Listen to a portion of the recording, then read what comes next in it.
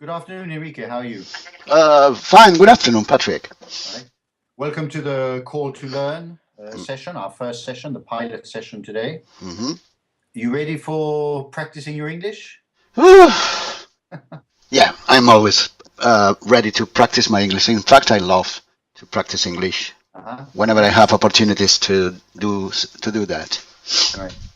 First of all, I need to know basically what are your needs with this kind of active online session. Obviously, what we can do here is pronunciation, have conversations, etc. Are there any other needs like grammar or anything that you'd like to? Well, in my case, I am not very worried about grammar because, in fact, it was a method that I hated in the past because it was more theoretical than practical, and well, I love practicing. So, and I completed reading and so on. But for my need for this kind of sessions is to maintain the accuracy, the pronunciation.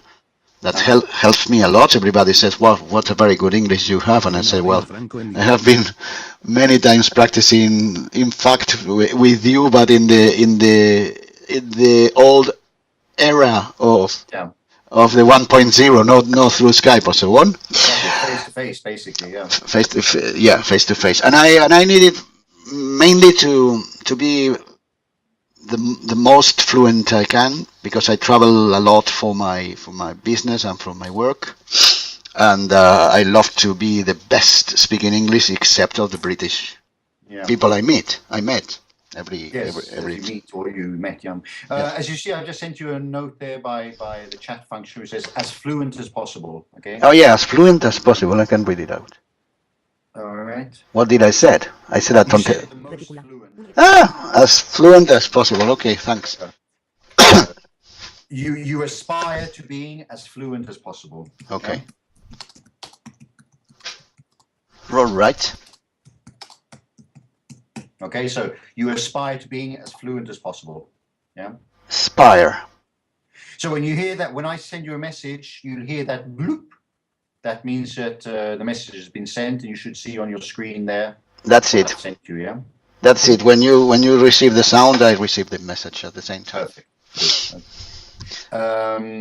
And you can see it all right.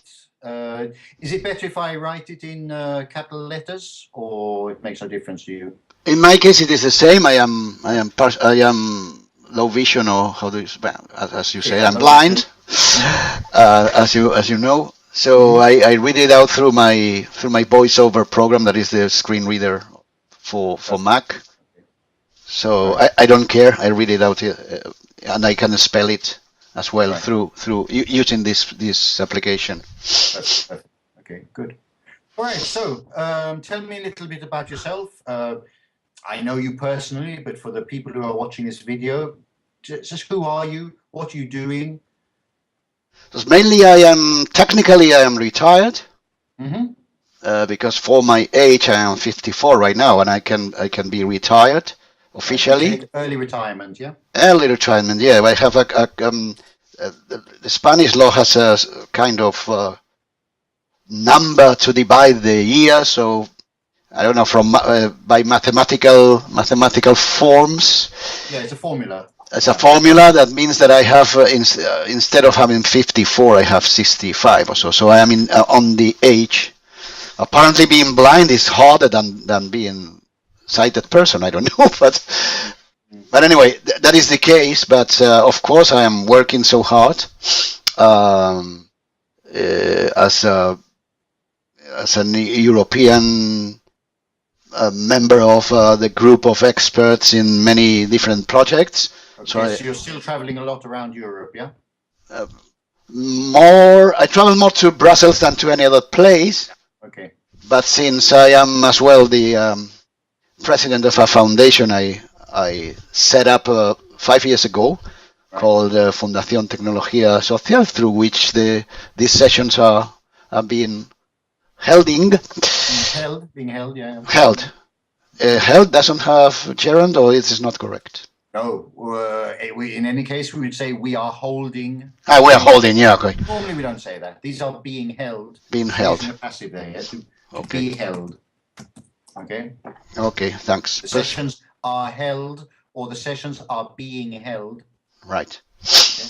So since I am the president of this foundation, and the foundation is involved in some European projects, I travel a little bit to other countries such as Italy or Austria or sometimes Germany. So yes, I could say I travel the most to Brussels and the less to other different countries. It is funny. It is funny, and it requires, as I said, a good level of English. Or I prefer having a good level of English. I meet people every day during my journeys that are in a very poor level, and they have many problems to be understood by others, and it is very, very, very bad. You don't want to be associated with that group, yeah? No, I don't. I don't want to be involved in these groups, because it is better to go to do something. You go there to do something, to do business in general, and the more English you speak, or the more level, or the more accuracy you have, the less time you lose understanding silly, stupid, and single, very easy things, you know. Yeah, we talk about wasting time. Okay, so I try not to waste time. It's better not to waste time. Okay, I don't want to waste time explaining, etc. Yeah. What did I? Just a note I sent you a little while back. There, we talk about age. For example, tengo 21 años. Yeah. In English, we use the verb be. So I'm 21. I'm 21. Yeah. So in mayor de 21, how would you say that? Oh, I'm older than 21. I'm over 21. Over 21. Okay. So I'm over 21. So we don't say I have 21, I have 54, but we use the verb be. Okay. Yeah, I am 21 and I am over 21, and I am less than 21. No, under. Under. Over. 21. Over. Under. Okay. We say underage. To be underage. To be underage is to be no. Menor de edad. Yeah, okay. Menor de edad. Underage, and then yeah. And the other interesting thing there, we said when you were traveling, you said my journeys, etc. A journey, normally we use in singular. So I have a journey next week. What synonym do we have for journey? Travel, trip. No, travel no, but trip yes. Okay, so journey equals trip. Okay. The difference is that trip is short, journey is usually longer. So we talk about a journey through Africa or a trip to Barcelona. Okay. Normally, now with airplanes, we fly to... Yeah, from here to Brussels in 2 hours and a half, so... In the past, that would have been a journey, now it's a trip. Yeah. Okay, or if the flight's delayed, it would become a journey, of course. So travel is synonym to what, then? Exactly, so the note I sent you was, I meet people on my travels. Your travels. We use the word travel as a verb, so I travel a lot. Or as a general concept for a large number of travels throughout your life. So, for example, if we talk about Marco Polo, we talk about the travels of Marco Polo. Yeah, because amongst other things, you cannot distinguish if some of them were trips and some of them were journeys. Exactly. It's not referring to specific things. So we don't say a travel to Barcelona. We say a trip or a journey to Barcelona. Okay? Right. Travels in plural refers to a generic concept. Okay? Yeah, but I used to travel to Barcelona every Wednesday, for instance. That's a verb. I used to travel. Yeah. Not as a noun. Okay. Okay, but I never. I used to trip or I used to journey. You make regular trips to Brussels. Yeah. Okay? So, en mi próximo viaje a Bruselas would be? In my next next trip to Brussels. My next trip to Brussels. Okay. Clear? Clear, like water. And yes, I think that's all we need to say about trip, travel, and so travel is a verb. So and travel is the same pronunciation of trouble, problema. I'm glad you asked that question. Okay, we have two words which are typical problem for Spanish people for two reasons. One is the B and the V. Yeah. Depending on who you speak to in Spanish, some people make more or less a difference between the B and the V. Yeah. The Royal Academy says that there's no difference. Okay, but in English we make a big difference between the B Yeah. and V. the V. Okay. Yeah. The V, in Spanish would be uve, obviously, vibrates a lot in English. Yeah. So he's saying, for example, visit, Yeah. vote. Okay.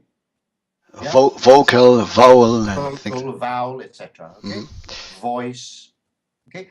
And the B is short. It's like a P almost. P, B. So bicycle, brother. Yeah. Birthday, things like that. Birthdays. Okay. So that's on the one hand. That's one of the problems, the B and the V. The other problem is the vowels. In Spanish, you have 5 vowels. A, Just- E, I, O, U. Yeah. Just And they're 5, yeah. short, okay? And they are In short. English, we have the same number of vowels formally, but they're not always short. Some are short. Well, I don't. All of them can be short or long. Yeah. Okay? So we have, for example, a for and or man, and then we have a for make or take. Okay. Yeah. So, but then there's other pronunciations also of that same. I think the letter A or the vowel A has 5 different pronunciations. We won't look at them today. Maybe we could prepare that for another time. Yeah. So we have a, which is the first one I said, for man, and, etc. Okay. How do you say aterrizar in English? Land. Land. Okay, so that's a. All right. Land. I don't know how you can see the phonetic symbols in this, but I'll send you basically the phonetic symbol here, which is an a and an e. Yeah. Spanish a, Spanish e. Join them together and it becomes I.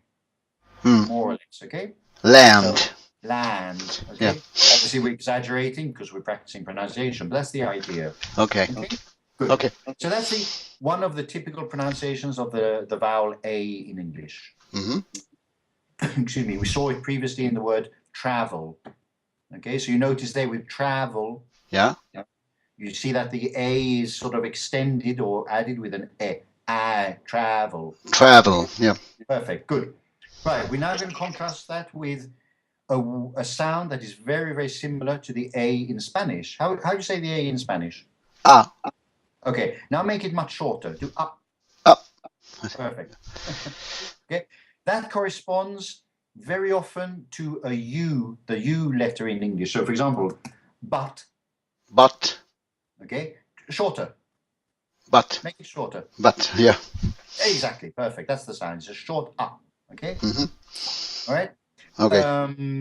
And this sound which is a very short sound, we use in words like. Yes. What do you get there? Tell me. How do you pronounce that? It is not that clear. Money. Okay, money. Okay. Hermano. Brother. Yeah. Okay. It's very short Okay. So it's very similar to the Spanish but it's shorter. Yeah. Okay. Brother. Yeah.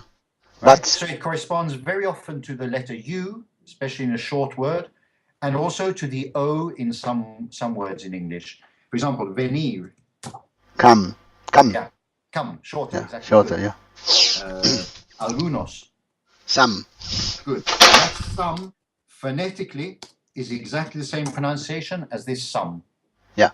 Sum de suma de cantidad. Okay. Sum. Okay. Yeah. One is with O and the other with U, but the pronunciation is the same. They're homophones. They pronounce exactly the same way. Sum. So, alguna suma would be some. Some. All right. Yeah. Good. So, this sound, okay, corresponds usually to the letter U, or very often to the letter U. Yeah. Corresponds in some occasions to the letter O in English, right? But it also corresponds to the combination, in some cases, of the OU. So, for example, país. Country. Country. It's short as well. Country. Ahí está, exactly. Okay. So trouble. Exactly. Doble. Double. Trouble. But trouble, yeah, I know the difference right now. But this is trouble, and travel. Exactly. So we have two problems there. One is the vowel and one is the v. Okay. So yeah. trouble with B and travel with V. Okay. Yeah. Happy with that? Yeah, it's a good explanation because sometimes you pronounce the same two words that are completely different. Exactly. Yes. And it is a typical problem of English. Yeah. It's a typical case of bad pronunciation that causes sometimes problems. Yes, not bad pronunciation. It's a natural pronunciation. Okay.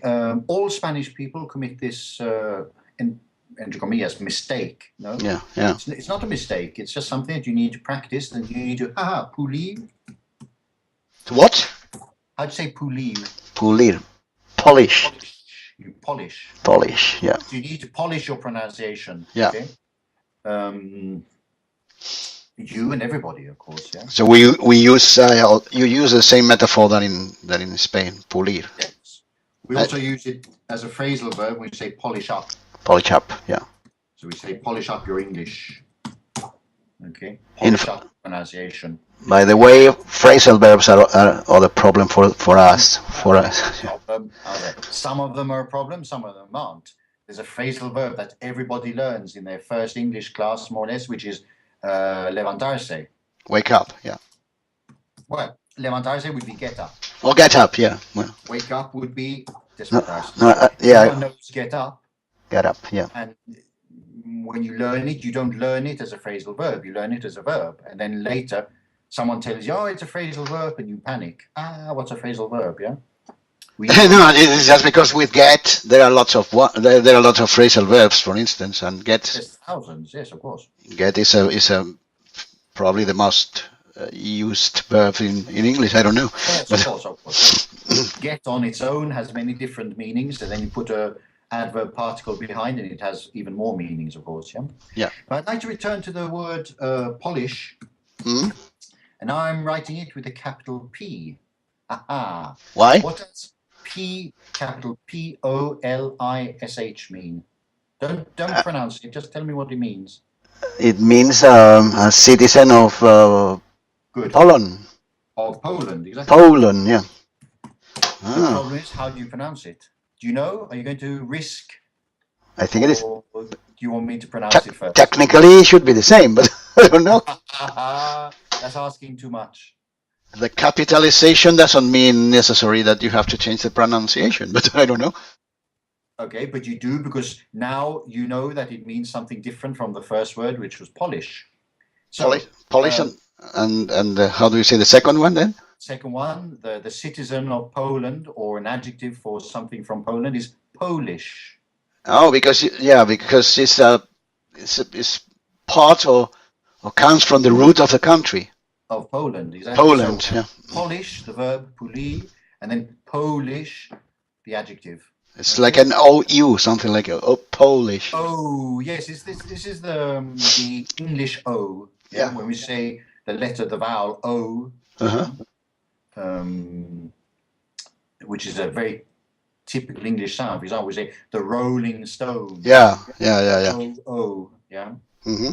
Okay, good. And don't forget, it's also the number 0. The Yankees, the Americans tend to say 0, and we say O. Particularly for telephone numbers. So 404-2900. 00, yeah.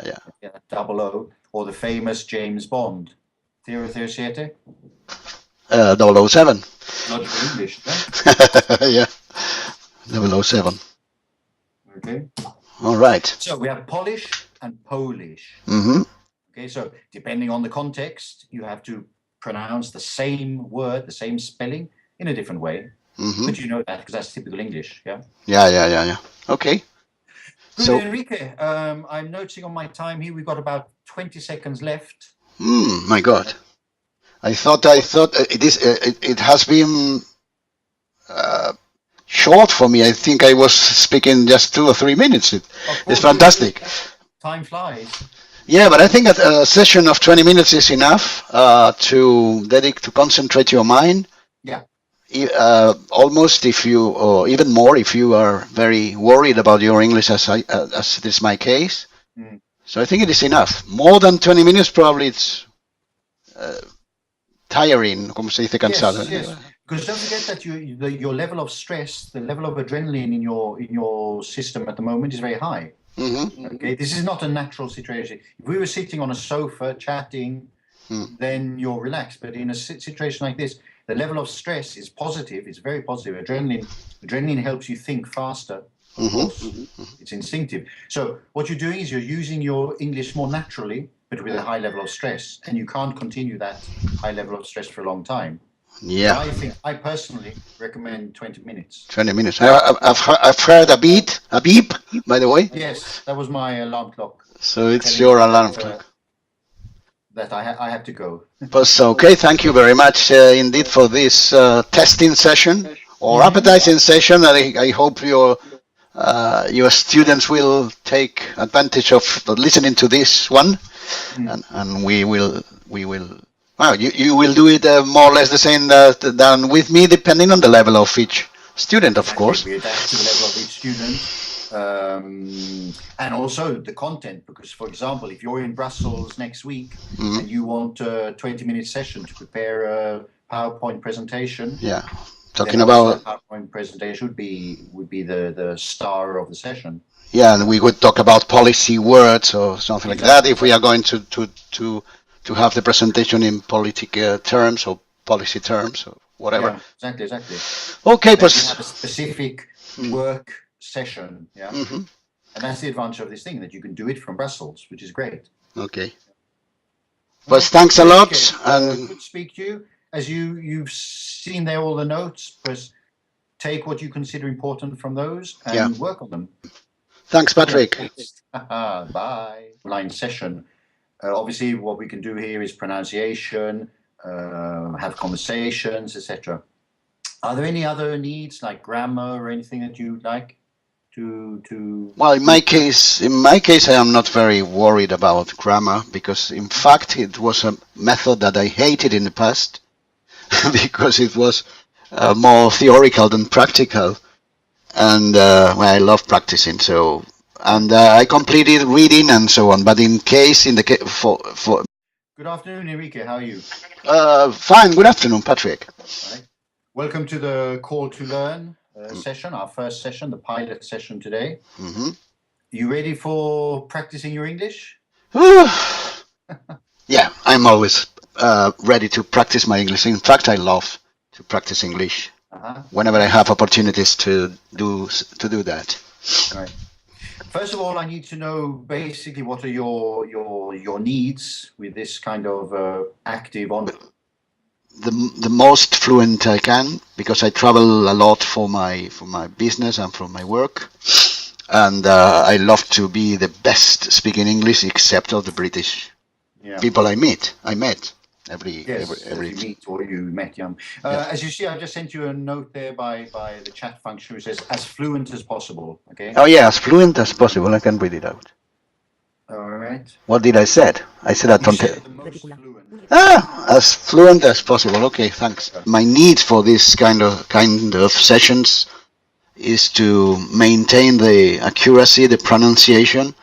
That helps me a lot. Everybody says, "Well, what a very good English you have," and I say, "Well, I have been many times practicing. In fact, with you, but in the old era of the 1.0, not through Skype or so on. Face to face, basically, face to face. And I need it mainly to be.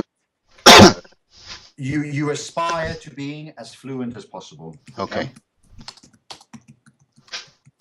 All right. Okay, so you aspire to being as fluent as possible. Yeah. Aspire. So when you hear that, when I send you a message, you'll hear that bloop. That means that the message has been sent, and you should see on your screen there. That's it. Sent you, yeah. That's it. When you receive the sound, I receive the message at the same time.